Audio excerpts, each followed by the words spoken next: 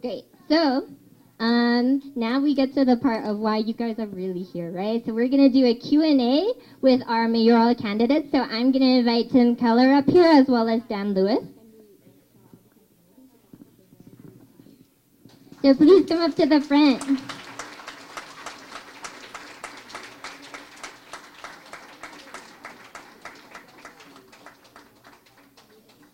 All right, and then I'm going to also please take a seat wherever you feel comfortable. Pick a chair. Like musical chairs here.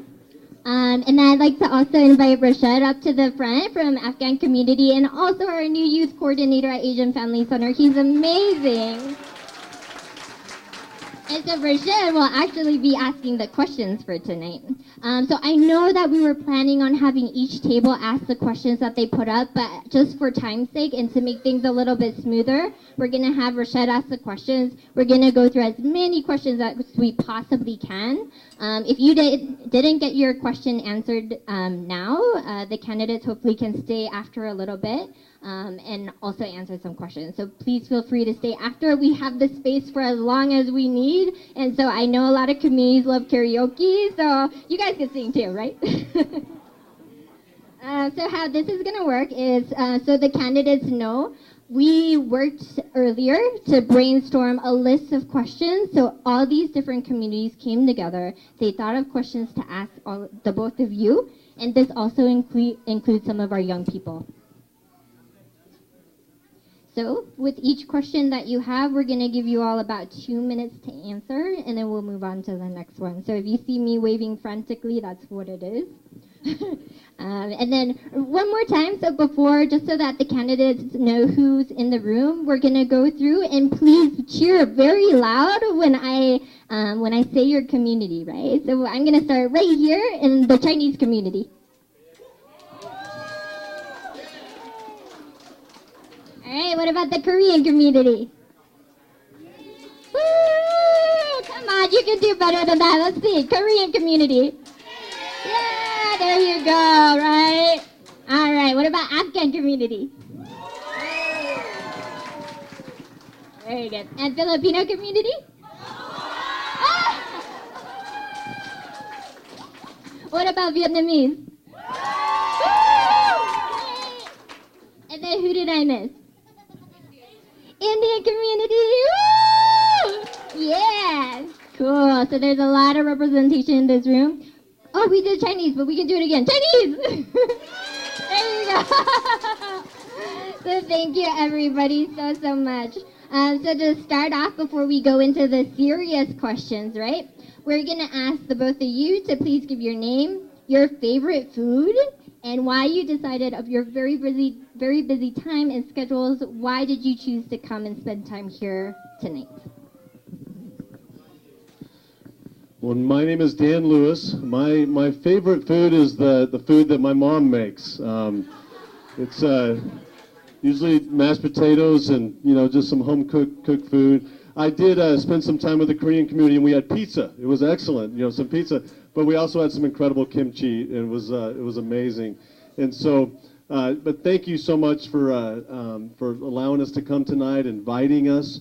I came here because I have so many friends here, so many people that I've seen and that we've visited with over the years, and certainly over the last year as we've been running for mayor.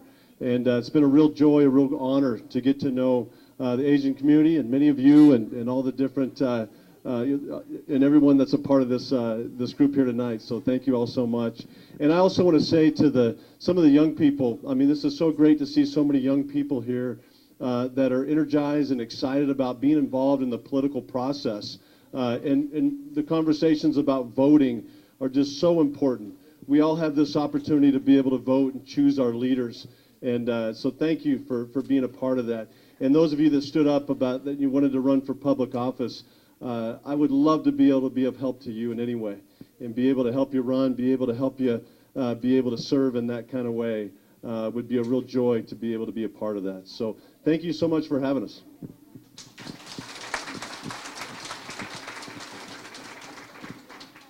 Good evening. My name is Tim Keller, your other candidate for mayor, and it's great to be here with you tonight. My favorite food, I actually love Thanksgiving, the whole feast there, turkey and the whole bit. That's probably my favorite meal. But my favorite in Albuquerque for a long time has been meatball banh mi sandwiches from Coda Bakery. So I have that every Sunday after church, actually. And for me, I wanted to make sure and be here tonight because many of you, some of you might even remember when I first got started in public service. And I was actually on the Asian American board, the Asian American Association Board of Directors, as one of the non-Asians on the board. But it was actually many in this community that asked me to run and represent the International District. And in fact, that name, the International District, was the first piece of legislation I ever passed in New Mexico. And so I'm here to also say thank you for giving me a chance to help link everyone in this room with what's been happening in Santa Fe and in the future with what's happening in our city. Thank you very much.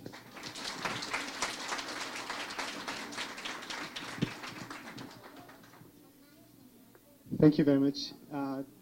The questions have come from a community, and it's a very diverse community, community people from different parts of Asia who have now found home in Albuquerque, New Mexico. And also, as you can see, it's a very diverse community. Again, we have questions from the youth, from children, from our middle-aged friends, from our elderly people. Also, we have small businesses. We have people who have only been here guests for the past 2 or 3 years as newcoming refugees. So there are a diverse set of questions.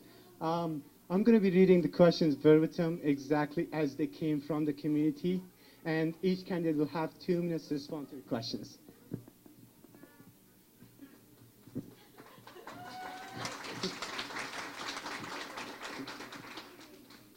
First question that came from the community was, what are some of the most critical issues that you believe the community faces, and how would you address them?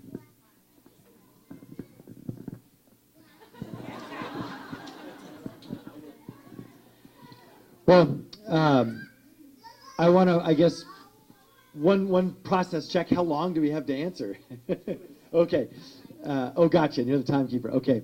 So for me, there are a lot of issues, and from my experience, we have to work on providing appropriate translation in language barrier access. Thank you for, especially when it comes to city services and healthcare and our education system, and I'm committed to the city helping provide that. I also believe that we have to work on what was mentioned earlier in terms of cultural competency. And this is the idea that we have a tri-cultural myth in Albuquerque, right? Everyone thinks it's Anglos, Hispanic, and Native Americans. And they forget we are a much, much more diverse community than that. And we have been for decades. I want that to be part of our middle school history curriculum, that cultural competency that reflects our Asian American story, also our African American story. These are some of the communities that we have forgotten, yet that are very vibrant and alive and well in Albuquerque, and we need to tell our children those stories as well. I also want to work on an Asian community center. This has been something that I've been trying to do since I was in the legislature. I remember we got about a couple of $100,000 for the Asian Community Center, and it was never spent. After 7 years, that money was taken back because the city wouldn't step up and actually build it. I'm going to make sure we build that as mayor. So the last thing I would mention, too, is we're going to have a formal integration into city government.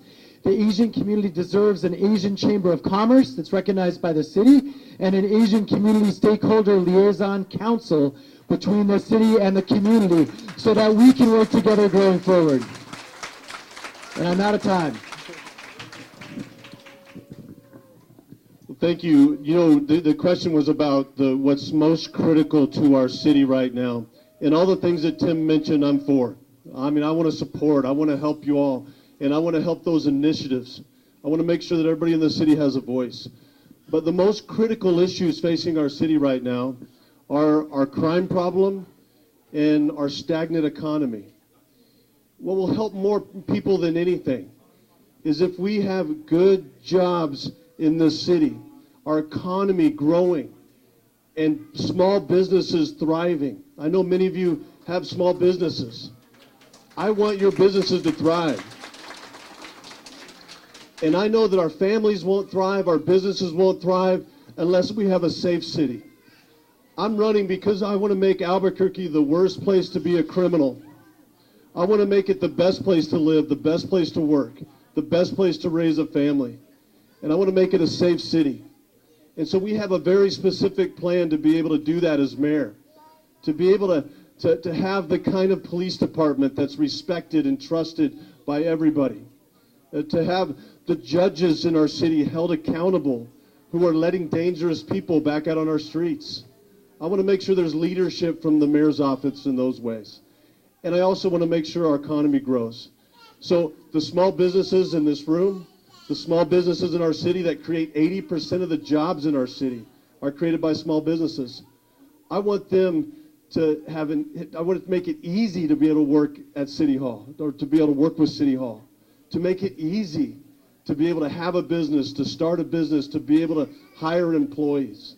And I want to take away a lot of the regulation that makes it hard right now and makes us non-competitive with other cities.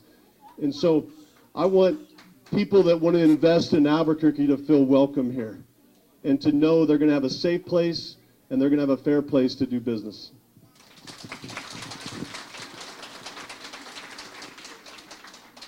Thank you very much. Well, there are lots of questions. We brainstormed, they all brainstormed, and they came up with thousands of questions, if not thousands, dozens. But we want to be respectful of everyone's time. We've only selected 10 questions that came up again and again, and we're only going to ask those 10 questions. Each candidate, again, will have 2 minutes. Kay will wave at 1 minute and 30 seconds, and again at 2 minutes. The next question would be, how will you improve rights for immigrants and refugees? So I guess we'll switch off going first. Well, I want to make sure that you have a voice. I want to make sure that City Hall and our community is the same thing, that there is no separation between all the communities in our city and City Hall. And so I want to make sure that everyone in our city has opportunities to be able to serve on boards, serve on commissions in our city. We have so many boards and commissions in our city that aren't full. And there's so many opportunities for everyone to be able to serve in that way. I mean, important decisions that are made at City Hall that affect all of us, that you have the opportunity to be able to serve on. Some of the younger people and some of those that are interested in running for public office, I'd love to be able to appoint you, even over the next few weeks. I'm only going to be a city councilor the next few weeks, but as mayor, to appoint you to some of these boards and commissions where you'll have a real voice. And I also want you to be a part of a transition of a new mayor, a transition to decide on some of these important critical issues where our Asian community needs to be involved in so many ways, and so that we can ensure right from our transition that we have the right people in place, that your voice is heard in a cabinet, in administration at City Hall, and in every department at City Hall. But I'm going to make sure that our city is well run. Of course, it's welcoming to everybody, but well run, and so that you have every opportunity to be able to thrive and succeed. Thank you.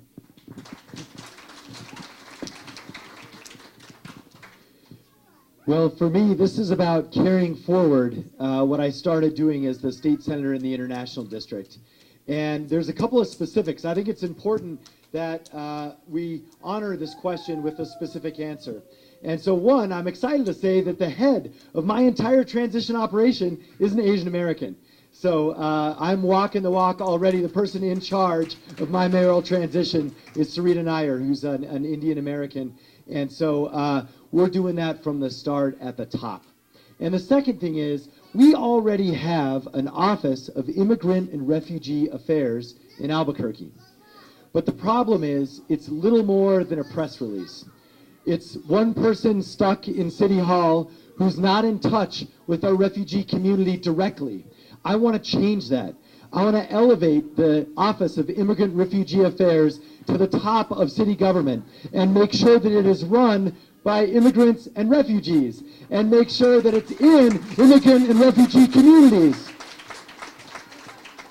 The job of that office is to provide services for the challenges that we've been talking about earlier, and to respect and to protect our immigrant communities and to help folks integrate with the city services they need. That's what that office is for. I'm going to make sure that that office honors that commitment and is representative of the community and in the community. The third thing I want to do is this. We have to, I mentioned this before, but in our city we have Native American Chamber of Commerce, we have Hispanic Chamber of Commerce, we have the Chamber of Commerce. We have to do the same thing for the Asian community with the Chamber of Commerce, a trade association, and formally recognize an Asian American Advisory Council. Thank you. Thank you very much. The next question would be, how will you keep kids away from drugs? And we'll start with Mr. Keller this time. So I believe this is a good question. We need to do two things. Number one, I believe we have to get their parents off drugs. Because in Albuquerque, so many times drug use and addiction is actually intergenerational. And so we have to stop that cycle of addiction and poverty that actually does go from parents or uncles and cousins to children. So how do we do that? I believe we need to actually step up as a city. We're one of the few major cities in America that doesn't have a city-run treatment and addiction facility, a center where folks can actually go to get unaddicted, to get cleaned up, and to make sure that they can go back into the community and back into their family and not be addicted anymore. So I'm committed to actually financing and building that. The county already has funding to run it. The city's just got to step up and build it, and then the county can run it. So that's, I think, how we break that cycle. But then we have to do something for our kids. And what I want to do for our kids is I want to take all of those things that have been stripped out of the school day, the arts, the music, the sports, and I want to put those in after school. The way to keep our kids off drugs is to keep them busy and to keep them stimulated in every way that we can after school and over the summer. That's how we keep our kids. That's what I want to do as your next mayor.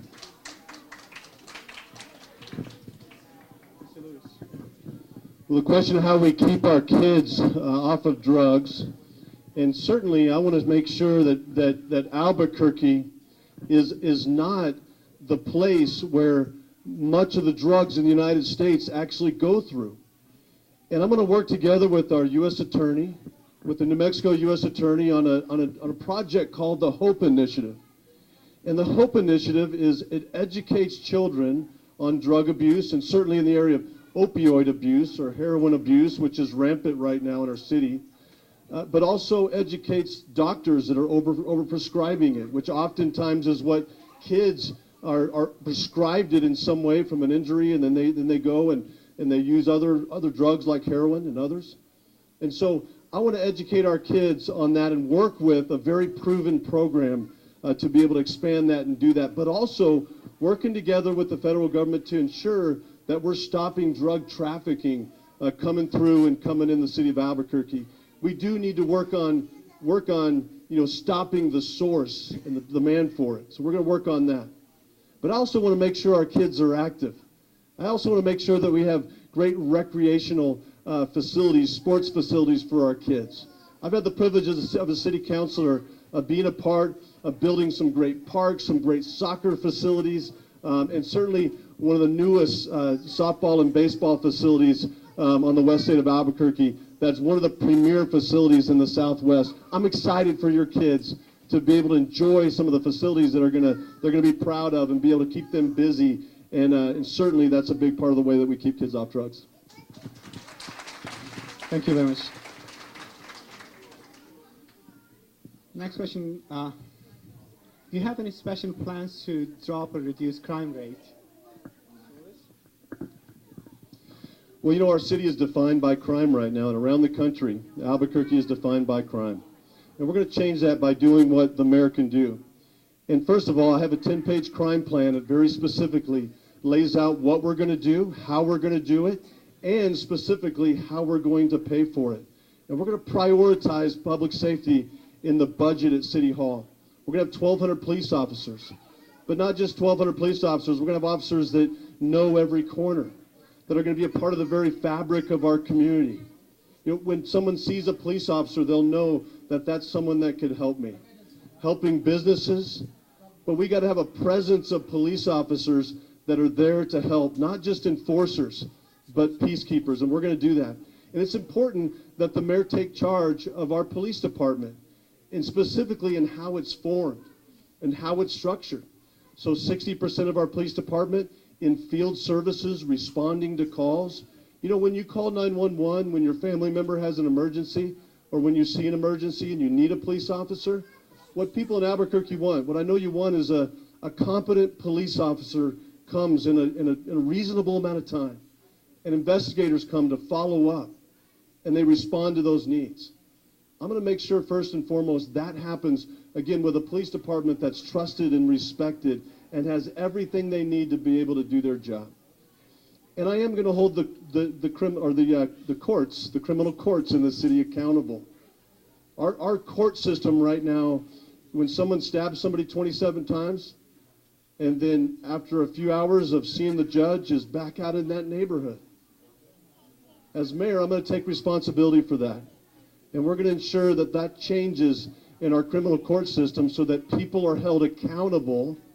And so the violent criminals that are out on our streets that are creating most of the crime, that we hold them accountable.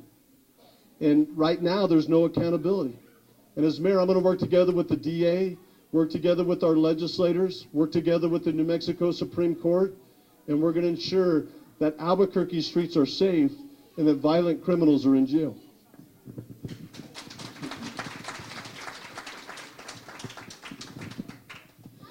Well, when it comes to reducing crime, the first thing I believe we have to do is actually reform our police department. And we've got to change the way we do policing in Albuquerque. And what that means is actually something very specific. So I want to tell you a story. When I was the senator in the International District in Trumbull neighborhood and La Mesa neighborhood, we used to have community policing. And that's not just a word.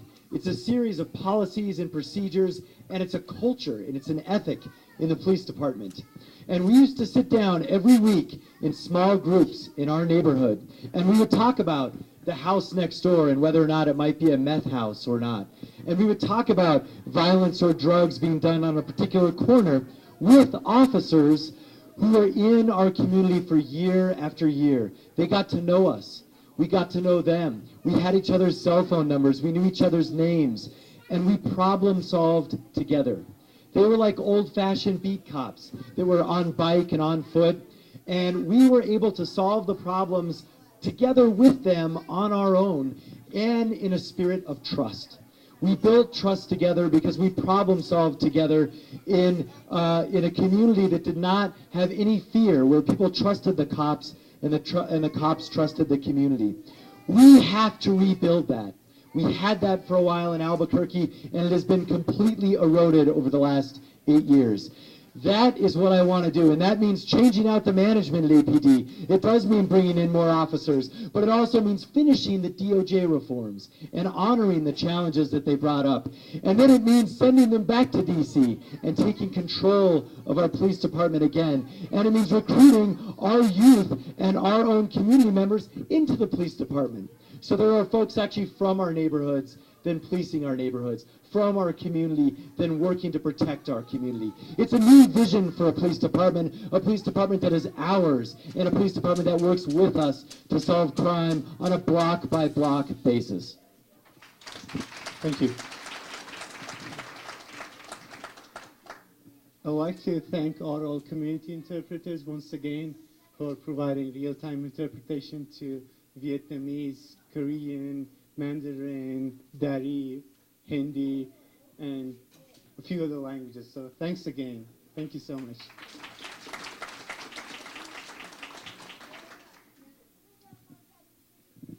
Mr. Keller and Mr. Lewis, what are your plans to improve public education? Well, for me, we touched on this a little bit. Look, the mayor in Albuquerque has no formal control over APS. The mayor doesn't serve on the school board, and the mayor doesn't control the state legislature. But I think that attitude has held us back. I actually want to do something for our kids that doesn't require waiting on APS or the state legislature for anything. And that is actually stepping up for our kids every day. And I talked a little bit earlier about how we can do this. But if we think about, and I have a 2 and a 4-year-old myself, we've got a young family, and my wife and I both work. And we think about our situation and what our kids' opportunities are in the school day. There are all sorts of challenges with APS. But I am running to do something for our kids right away. And that does mean stepping up. It means taking our city Parks and Rec department and all of UNM and the other nonprofits and CNM that helped run after-school programs, math, science, robotics, coding camp, sports, arts. That's what I want the city to run after school. And when we do that, we can finally address the #1 issue in American education, which is the summer off. This is the only stat that everyone in the entire country agrees holds us back. And so in Albuquerque, I want to say that we've got a comprehensive set of extracurriculars for our kids over the summer as well. That's not only how we catch up, but that's how we become a leader in education in America. And that's something I can actually do as mayor without waiting for APS or anyone else to do anything. I'm going to step up right away as mayor and make a difference in our kids' lives. Thank you. Let me acknowledge first that the most important people in our children's lives are parents, or moms and dads.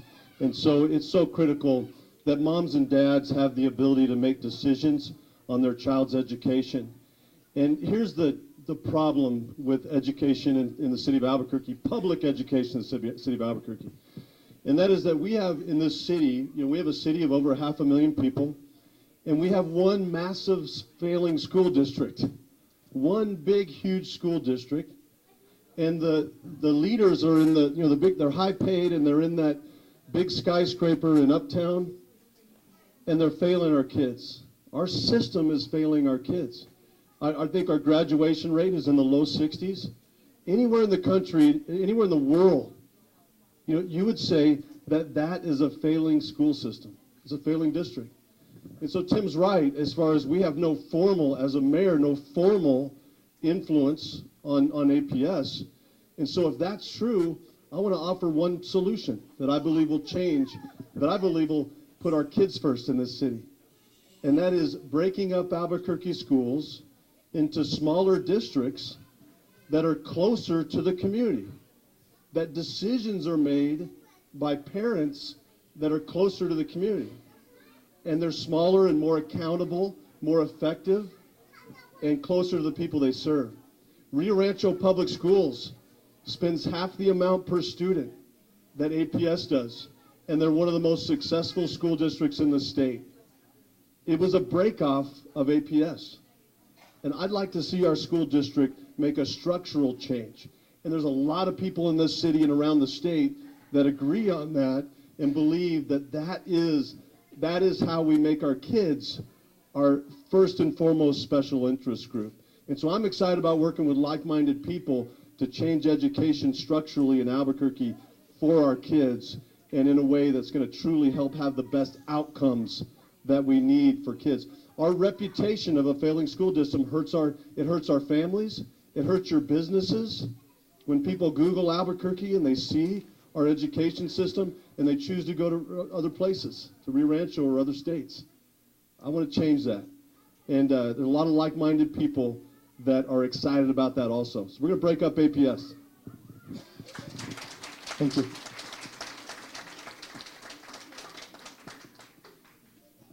I'll just keep reading these. Do you have any plans to build more green spaces, parks, and playgrounds for children? I'll follow up that first one too to say that my wife Tracy, we've been married for 25 years, and she's been a Albuquerque school teacher for many of those years. So she teaches 3rd grade. My mom is an art teacher in Rio Rancho Public Schools. My brother is a high school teacher at Cibola High School. So I share that out of a deep desire and understanding our incredible teachers in our city and administrators, and and people that really want to see our kids succeed.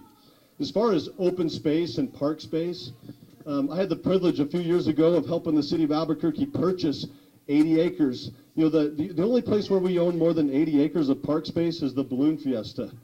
And so we were able to purchase 80 acres on the west side for kids, for recreation, so that we can all experience just incredible opportunities for recreation.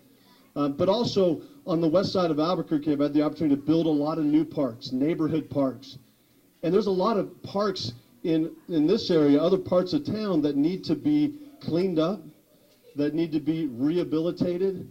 And there's a big part of our tax dollars that ensure, because together taxpayers have said, look, we want to make sure there's green spaces for people to play and for our kids to be able to have great opportunities for recreation.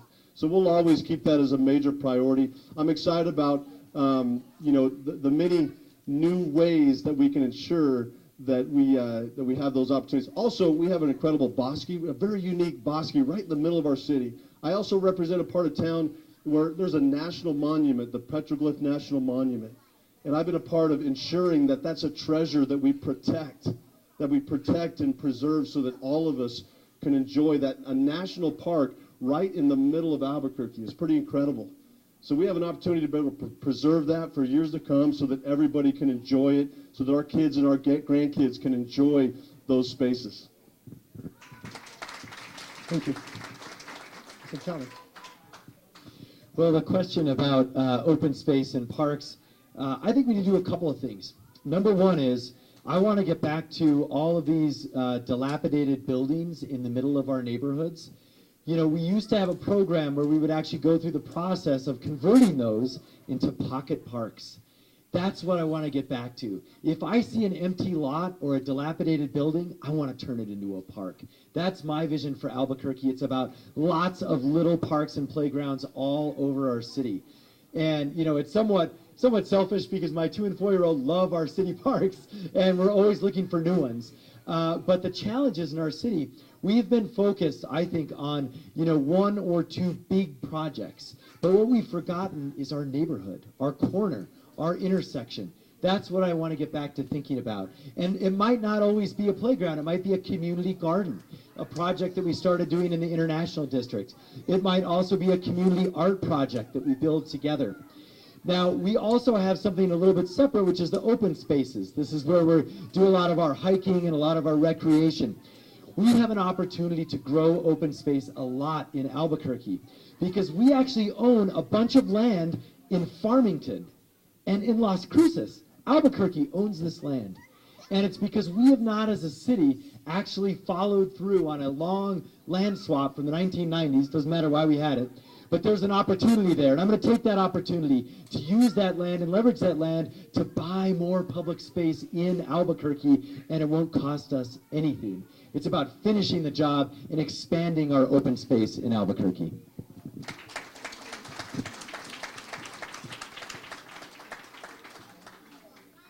I need to go back to my phone. How are you going to help small businesses?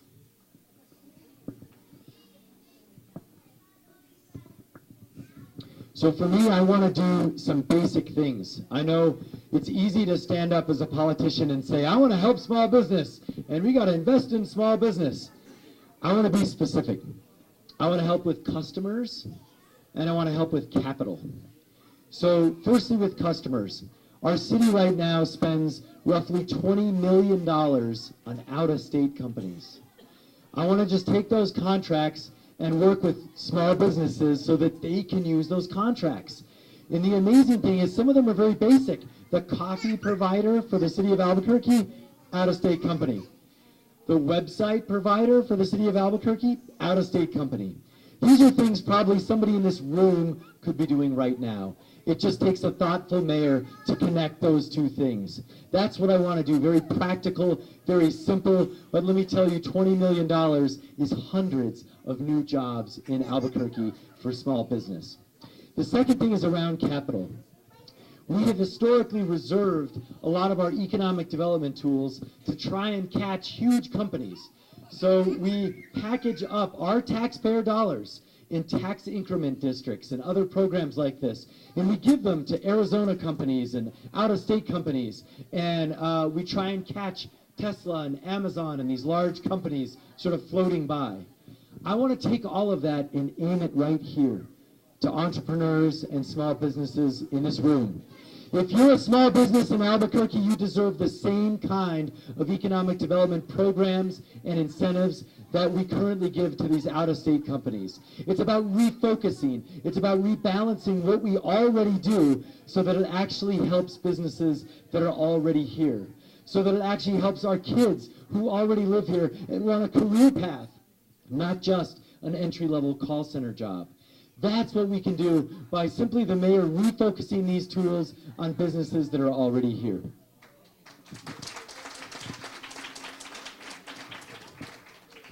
You know, I've had the opportunity to start 2 businesses in Albuquerque and to put people to work, to employ people. And I understand like many of you, the challenges, the burden of being able to make a payroll, the burden of ensuring that you got enough customers coming in and buying your product. I mean, it's a great burden at times, and you carry that as a business owner. The business owner, you start businesses, people start businesses, and you risk your reputation, you risk your capital. And the city can affect you in 2 ways. It can help you or it can hurt you. And oftentimes the city government hurts small businesses. I'm going to tell you how it does it. You know, one example is there was an idea that restaurants in our city that have been around a while should put sprinkler systems, retrofit sprinkler systems in the dining areas. It would have cost restaurants in this city about $100,000 to do that. And I fought that. I stood up for restaurant owners and businesses and said, that's going to put people out of business. But there's well-intended laws that have unintended consequences. You know, there was a bill that was on the last ballot that Tim and I were on for mayor. And it was a regulation on businesses that mandates the city government saying, this is how we want you to be able to, to treat your employees in this way. And it put more expenses and more costs on small businesses. And so the differences in this election are so clear when it comes to small businesses. I want to help. I want to get city government out of the way. I want to help you to be able to, people in the city be able to accomplish their dreams when they want to start a small business or have a small business. And I don't want the city hall to be a burden on that. And I mentioned a few, but there's so many ideas that come before city hall that hurt small businesses, that just regulate it, that cost you more money. I want you to be able to thrive so you can hire more people, so that small businesses could create more products. I like Dion's, Dion's restaurant. They expanded in Albuquerque, and now they're taking a homegrown Albuquerque product and going to Denver and Texas. And they're bringing money here into Albuquerque. I want to help companies like that expand, and the only way we do that is by getting out of the way.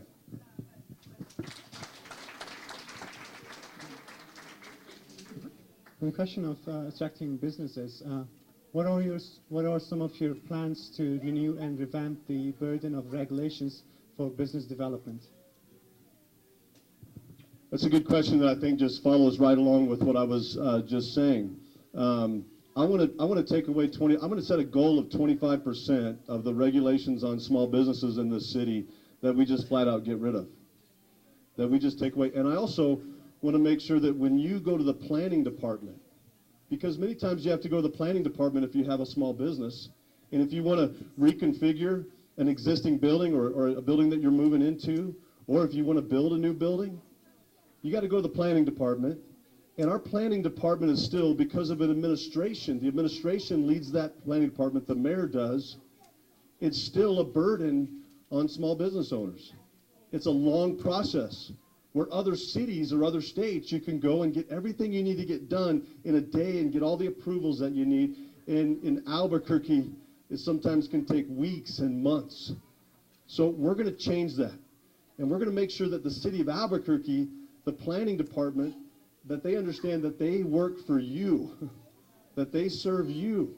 They serve the taxpayers. They serve those of you that are risking your money, your reputation to be able to have a small business. So I want to remove those burdens that oftentimes put people out of business and make it hard for people to be profitable and make money and be able to hire more people. Thank you. Well, let me share a story. You know, the first business that I started was actually in Cambodia, of all places. I think some folks know that I used to live there for about 2 years. And I started a company there, and it hired landmine victims and taught them how to type and how to do coding so that they could get a job and a salary that they could never access otherwise because of the history of that country and what they've been through, and also the fact that they were unfortunately disabled from landmines. But when I was setting that up in Cambodia, I learned a whole lot about what it means to start a business. And obviously it's a little different situation than Albuquerque, but one thing is similar. I had to go to like 6 different ministries to get different departments. And it's no different than here in Albuquerque. You've got to go to the county, you've got to go to the water authority, then you've got to go to the city, then you've got to go to the flood control board, and then you have to, it is a huge, then you got to go to all the state departments. So what I want to do, I think, is something very specific and real. I want to decentralize the way that works, and I want to have it so that you only have to go to one person to start a business. And in that one person, I hope to actually put in the community. So the idea is that at every credit union and community bank, we'll have one person who will work with you to produce all of the right documents for all of the levels of government that we have. That kind of one-stop shop is something that we've talked about for a long time, but we've never been able to do it because no one actually thought, let's actually put it in a local bank, right in people's local community where they're going anyway. That's just one idea. I've got others, but I think that alone would transform the ease of doing business for startups in Albuquerque, and that's why I'm starting with that idea. Thank you.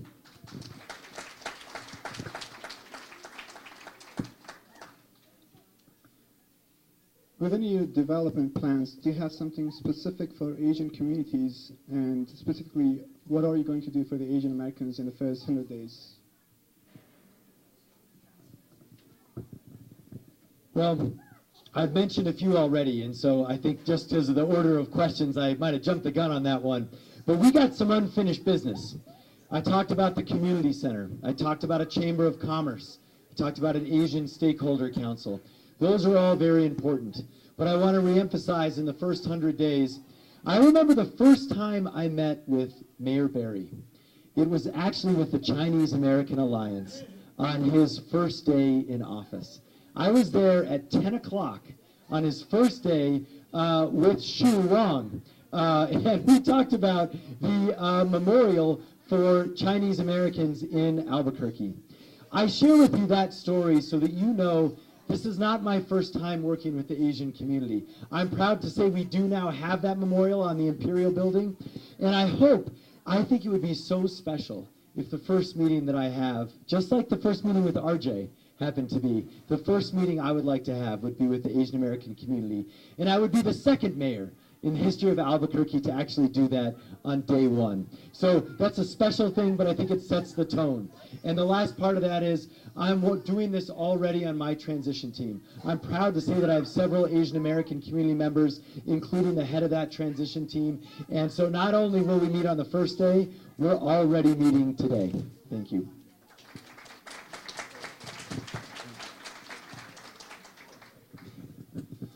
I met with Mayor Barry on the first day also, and I've been fighting with him for 8 years. But anyways, he's a good person, but so many missed opportunities that we've had over the last 8 years with this administration, and there's so much more that needs to get done, and we need a leader in the mayor's office, and I'm so excited to be able to work with many of you, work with you on that. Specifically in the area of job creation, and I think that's what the question was about, job creation. And how the Asian community can be involved in that in our first 100 days. I'm excited about an ecosystem in Albuquerque of innovators and people that have great ideas to start businesses. And it's called our entrepreneurial ecosystem. And there's about 30 different what are called accelerators and incubators, and they're groups that help turn great ideas into great job creating businesses. And I'd like to see the first Asian American incubator to be able to help Asian Americans be able to start businesses in Albuquerque, to be able to go through the whole process. And whether it be mom and pop stores or restaurants or in the tech industry or health and biosciences, all the different ways that we start businesses, I'm excited about working with the community here to be able to specifically see that some of the best new businesses around the country will start in Albuquerque, New Mexico in the coming years.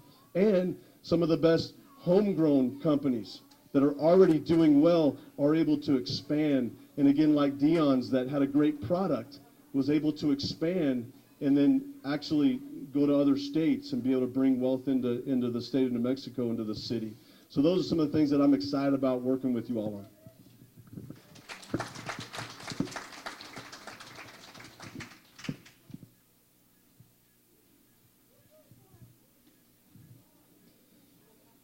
How can you guarantee language-appropriate services at the municipal level, including written and spoken services? I've actually talked a lot to many of you all about this and about just some of the basic services and the basic literature that the city of Albuquerque produces. And I'm going to work with you all and ensure that in each of the languages, that in every language, that we have printed materials for every service that the city of Albuquerque provides in that language, specifically in that language. And it's something that we can do. It's something that we need to put a priority on. I know that there's been some progress in that area, but we need to make sure that we complete it. And we need to make sure that every service that the city provides is in the language that the people that live in Albuquerque can understand, be able to read, and be able to communicate in that way.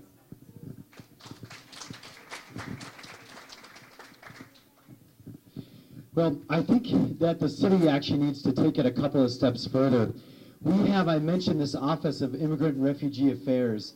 To me, part of the core mission of that office is to be a bridge when it comes to language. And so we have different contracted interpreter services, but I think many of you know what this is like. You're at a medical situation or working with City Hall, and it doesn't matter if the brochure is in Vietnamese, if you're not speaking Vietnamese, or if you have questions that are not spoken to in the brochure. I believe in having real people do translation. That's what the city should provide.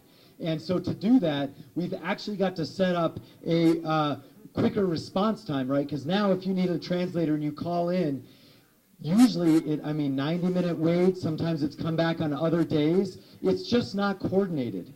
And so I want to centralize those activities in the Office of Immigrant and Refugee Affairs. In that way, we have a singular clearinghouse for all the different languages and all the different people who can do it. And then I want to work with the respective communities to provide that service. Because oftentimes, you don't need the official medical interpreter. You just need someone who actually can communicate for you.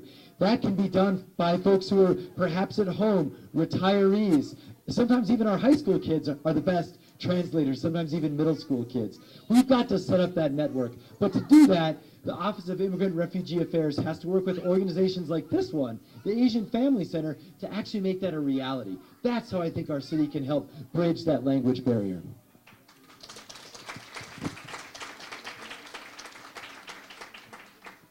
Thank you so much. We'll have a meet and greet session later where they'll probably ask you lots more questions. But any final remarks and thoughts? Again, 2 minutes, please. Sure. Well, for me, maybe let me close with this. It's extra special for me to be here. I was born and raised here in Albuquerque, but as some folks might know, I left for a while. I was gone for about 10 years. And I had the good fortune. I worked with the United Nations, actually, and I got to go all over the world. To half the countries actually even represented around the room. That was so special for me. It transformed who I am, and it transformed my values. And it taught me that as special and as resilient and as strong and as unique as Albuquerque is, it's a big world out there. And there are a whole lot of things that we can learn and that we can adapt right here at home. And for me, I truly have an international perspective. And I'm so grateful for that. My wife, interestingly, has a very similar story. She was mostly in Africa, where I was mostly in Asia, And for us, part of our family story is everything that we learned and experienced traveling throughout the world and doing good projects with the UN and other NGOs all over the planet. And for me, I was so excited to come back home, to my home, to Albuquerque, New Mexico, and actually apply some of the things that I've learned and relate to some of the folks that I never could relate to before. And I want to say thank you, because when I came back 10 years ago, I moved into the International District, and I was 27 years old. I was restarting my life, and I wanted to get engaged with the community. And the first community that actually took me in and in many ways adopted me, was the Asian community. And that led to working with you in the state legislature, doing our state's first Asian American Day every year in the legislature, doing the Asian American Youth Awards, trying to shine a light on the Asian communities for everyone in New Mexico. And I was so proud to do that. And I got to see how important that also is at the city level. And also, I will tell you this, I've tried, and folks know I've had a few candidates. We've got to have the first Asian American elected official in Albuquerque. I'm committed to doing that. We've gotten close. I will continue to work with that. I know a lot of you in this room want to do that. I will door knock for you. I will help you. I'll do everything I can. And we've gotten so close to doing that. And I hope that while I am mayor, we can have the first Asian American city councilor, county commissioner, state representative in New Mexico history. We've needed that for a long time, and I think I've got a track record to be able to make that happen.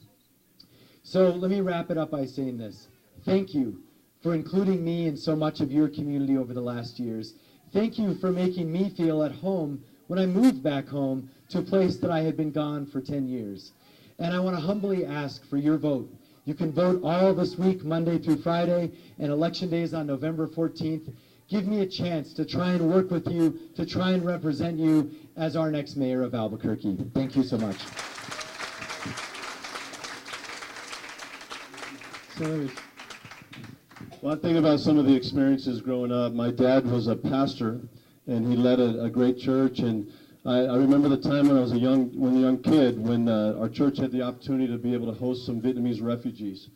And there was a handful at first, and then our church was so welcoming, and our church just housed and welcomed and took care of so many people. And it was an incredible experience as a young kid, just how important it is that we serve, that we're a blessing to other people. And then I think of my Korean brother that I met also when I was a little guy. And he came to the United States, and my parents went over there, and I call him my Korean brother, and he calls me his American brother. But he's a professor at the University of Michigan, or Michigan State University now. And I just think about the opportunities that all of us have to be able to encourage, to be able to bless people, to be able to serve people. And I'm reminded, my dad told me one time when I was at a very selfish time in my life, I guess as a teenager, and he said, Dan, he goes, you're going to be miserable if you don't just go out and not think of yourself, but think of somebody else and go serve somebody else. And I want you to know that that's why I'm running for mayor.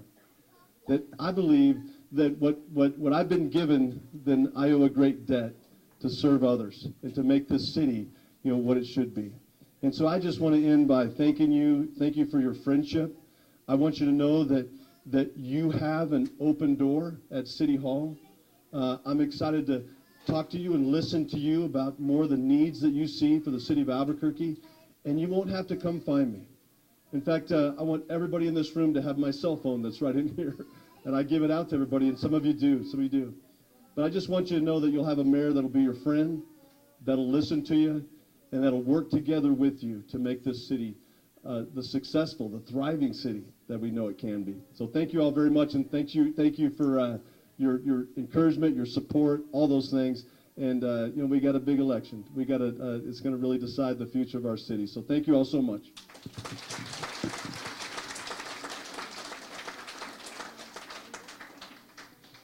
Thank you so much, Mr. Keller and Mr. Lewis. Tashakur, Sipas, thank you. And thanks again to all of our community interpreters who are providing real-time translation and interpretation. Thank you so much.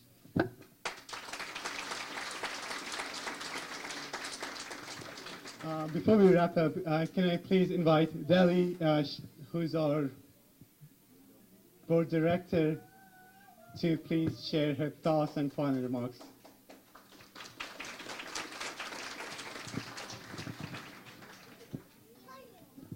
Good evening, everybody. I don't have a lot of thoughts. Everything has been said and asked. But there's one thing that I'd like the Asian community to think about. I'm a demographer, so I've made a quick calculation of Asian alone. There's about 14,000 in the city of Albuquerque. So I calculated there should be about 8,000 registered voters. And there are only about 3,800. So as soon as you're qualified, you become a citizen, please register to vote. And do not say, I'm only one vote, I don't count. One vote would make a difference. One vote, a candidate can win by one vote. So please go and vote and register to vote. So before we all leave, I'd like to thank everyone for supporting the Asian Family Center. I'd like to thank you all for bringing your children because they are the future of the Asian American community. I'd like to thank Councilor Lewis and State Auditor Tim Keller for being here tonight and answering our questions. You can be rest assured we will encourage our community to hold you to your promises. So, you know,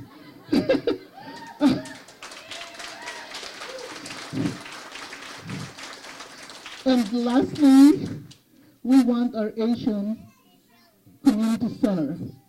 I think the Asian Family Center is now a viable center. We're 11 years old. We have 12 full-time employees who are here to serve you. And we are the fastest growing minority population. By my projection, by 2020, we will be more than the black population or the African population in the state of New Mexico. So more power to us, but you have to exercise that power. Thank you. All right, that concludes our agenda for the night. Thank you so much, everybody. Thank you again, Tim Keller and Dan Lewis. And they'll be here to talk if you have questions, and then photo ops as well. So thanks again, everyone.